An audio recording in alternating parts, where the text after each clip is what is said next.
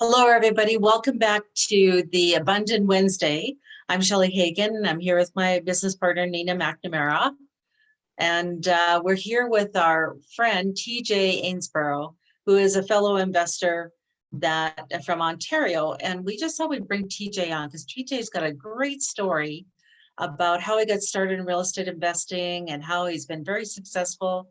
And we just wanted an opportunity to share that with our viewers. So with that, I'm going to turn it over to Nina and TJ. Thanks, Shelley. Hey, everyone, welcome back again. And TJ, thanks so much for being here with us. As always, we're chatting, before we start pressing the live button and the record button, and you have an amazing story. So can you please share with everyone your story and how you got started and your big why? Because that's, I think, to the heart of it, as real estate investors, we all have a really big why. So can you please share that with us? Yeah, guys, thanks for having me on. Really appreciate the opportunity to share my story. So me and my wife have been investing in real estate essentially for the last 10 years. I only really got started full time in it when the pandemic hit, so about 2 years now. So for the last 8 years before the pandemic, I was working in Alberta. I'd fly back and forth out west on rotational shifts, working in the oil patch. And when my daughter was born, it was getting harder and harder to do what I was doing, being away from my baby, being away from, every time I'd come back, she's a little bit taller, talking a little bit more. I'd miss out on all the moments in life that most parents take for granted, right? Getting to be there. I missed on even the smallest of things would irk me when I'd get the phone call. Guess what she just did? It's like, I didn't get the chance to be there and experience it. It was a lot different. But I had to do what I had to do, get out there and make some money. Being able to put us in the position we were to be able to buy a couple of properties. We got into, like I said, we've been investing for since I was 21 is when I bought my first house, and I'm 31 now, so for the last 10 years. And we had experience renovating and properties, so we bought the odd property here and there. We would do all the renovations ourselves, and then we would turn around and rent it out. When I bought my most recent house, I put myself in a little bit of a financial pickle because I assumed that I would be able to get it with a 5% down product, just like everyone else. But like the most not everyone else, but most people with A credit through an A lender. Turns out I had to go through a B lender and put 30% down, not 5% down. So at that point, I had to liquidate my portfolio to come up with enough down payment to be able to close on my most recent property. And at the same time, the pandemic happened and I lost my job in the oil fields. So I went from having to need like 15 grand to 130 grand down, liquidate my portfolio. Every dollar went into the house. And then I'm sitting here house poor with no job. But at that point I was, I had all the time in the world to be fully engaged in my passion, which was real estate. And so I took all the time I had just like learning and trying to find as much information to increase my knowledge of what there is, because I knew there was a better way. There had to be a better way. There's other people doing crazy stuff out there. Like, why can't that not be me? And eventually I found a mentor and a business coach. I ended up hiring them to, again, learn more from them. They were doing what I wanted to do. And from there, it was insane, the evolution of what I could and could not do. I was sitting in the room with people doing stuff I saw on TV and stuff that I read in books that I thought wasn't even possible. So now, fast forward, I've got multiple business partners, multiple employees. I've got a portfolio in Alberta of multifamilies. I've got a portfolio of private lending. We completed 18 flips over the pandemic. We did over 500K in wholesale fees through my sales team. But like the craziest stuff is that I was able to find people to be able to partner with and hire, and just find these amazing individuals to be able to complement what I was bad at. So instead of me, like I read all the books and I listened to the podcast and I did everything trying to think of how do I do this and get better at the stuff that I was bad at, when I could have just partnered with that person who was good at what I was bad at, or hire that person that was good at what I was bad at. So once that clicked, where I was like, okay, I don't actually have to spend the next 3 weeks learning how to do this and getting people engaged. I can hire that person who can take that over. And stuff started snowballing. That's when more opportunity after opportunity happened.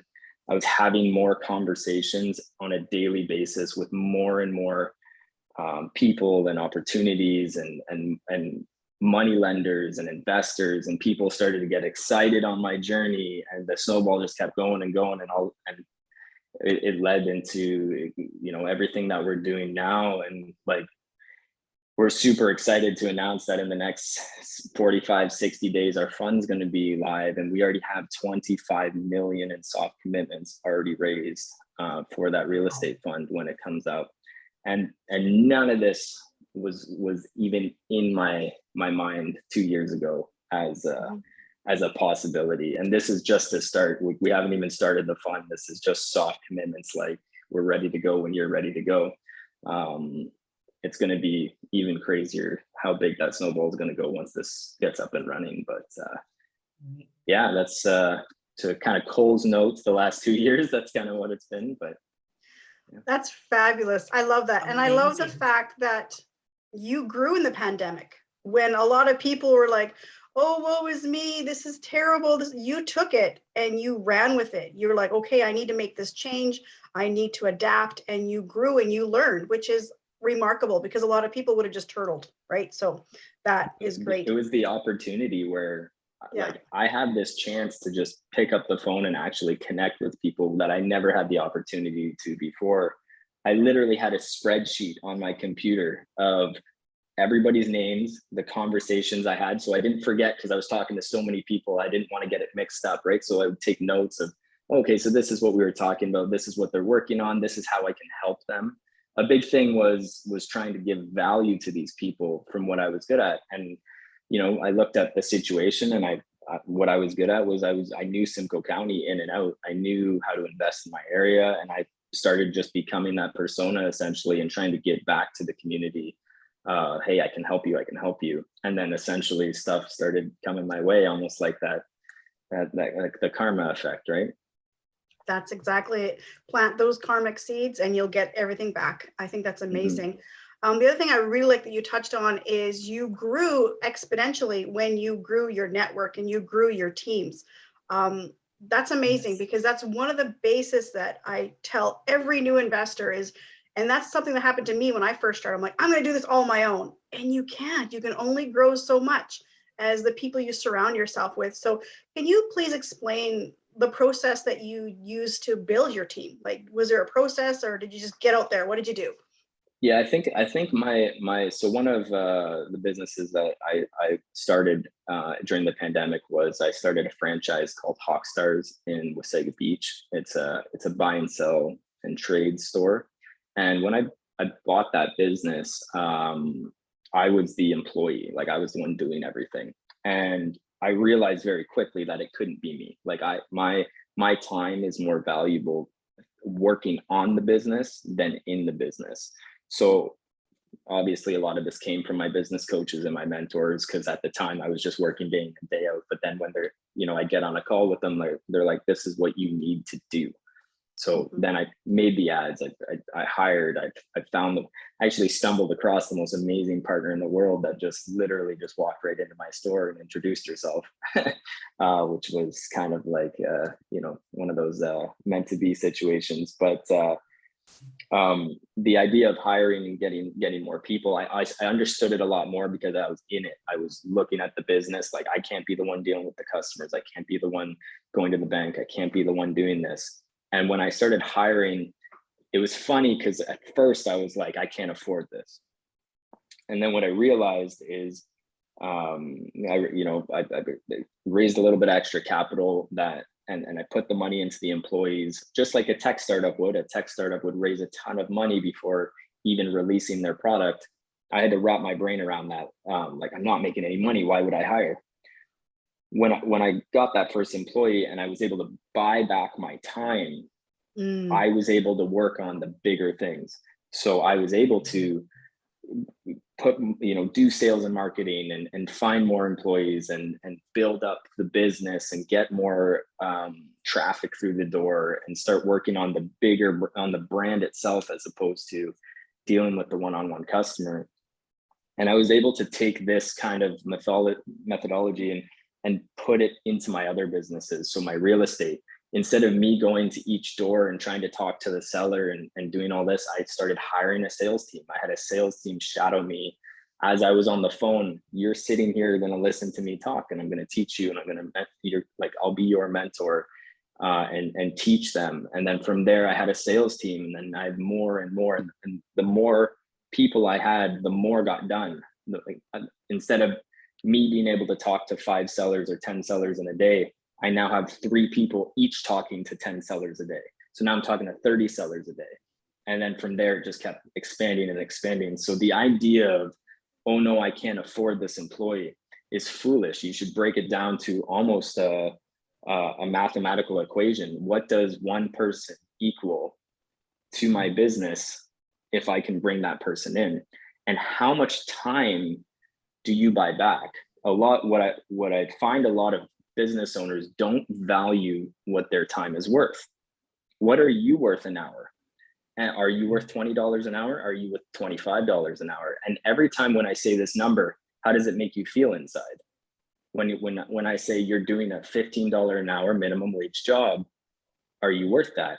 And a lot of people who look at quitting their job or moving into the next stage of their journey, if you can't sit there and realize that your time is worth more, like, it sounds crazy, but my business mentor used to say, you shouldn't be having less than $10,000 an hour conversations.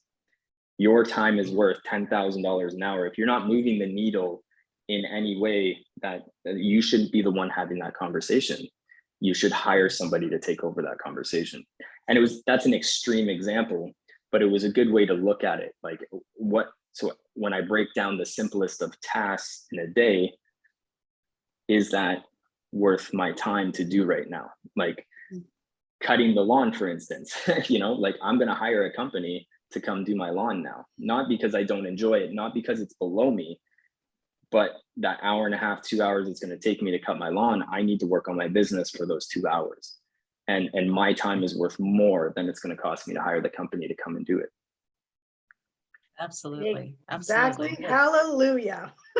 Totally. You're speaking to the converted, for sure. And so you also are very big on your social media. Do you have a couple of virtual assistants that help you with your social media? Absolutely. Yeah. I have a team to help me boost that up as well. Again, there's only so much time in the day to be able to do stuff. And I wasn't very good at it, to be honest. Like I never had a graphic designer background or anything like that. So being able to lean on my team to be able to create better content has definitely helped. A lot of it does come from my experiences. Like I love giving value, just like my little tangent right there. I want to give back, and I want to be able to share how much I've learned over the 2 years, 3 years, and them being able to take it and make it into something digestible instead of me just ranting. Nobody wants to hear somebody rant for hours, right? Be able to take that and clean it up. So, but the social media is super powerful. It comes down to the conversations, like how many conversations can I have in a day? When I was talking about hiring and being able to talk to more sellers, well, if I can make one post on social media, how many people am I having a conversation with? Right? If I make one video post saying, hey, my name is TJ and I'm looking to raise some capital, how many people am I targeting by making that one video? I'm getting 100 views, 1,000 views, 3,000 views. I'm targeting 3,000 people from one 30-second video, as opposed to myself picking up the phone and having a one-to-one conversation. I'm now having a one-to-many conversation, and I'm getting my brand out and my journey out there. So Exactly. No, it's great. Well, thank you so much for coming on today, TJ.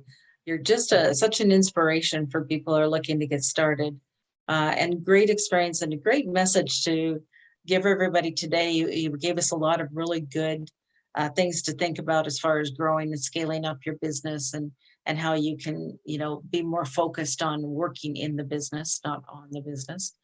And so I really appreciate you coming by. It was wonderful. yeah, thanks for having me, guys. Yes, thank Absolutely. you so much. And I always think of that thing, whether you're a business owner or a business operator, and that's the difference, right? Whether you have someone working for you on your business or you're working it yourself, and man, you got it down. Good job. Yeah, excellent. Thank you so much. We'd love to have you back at any time. If you have something that, is changing or different that you would like to come back, you're always welcome, TJ, to come in and chat to our audience as well. Appreciate it. Thanks. All right, sounds good. So we will provide some contact information regarding TJ after the end of the video. And thank you, everybody, for watching. And we'll be back again with more abundant messages for the next week, I should say. And so have a great rest of your week. Happy investing, everybody. And have an abundant day. Take care. Bye for now.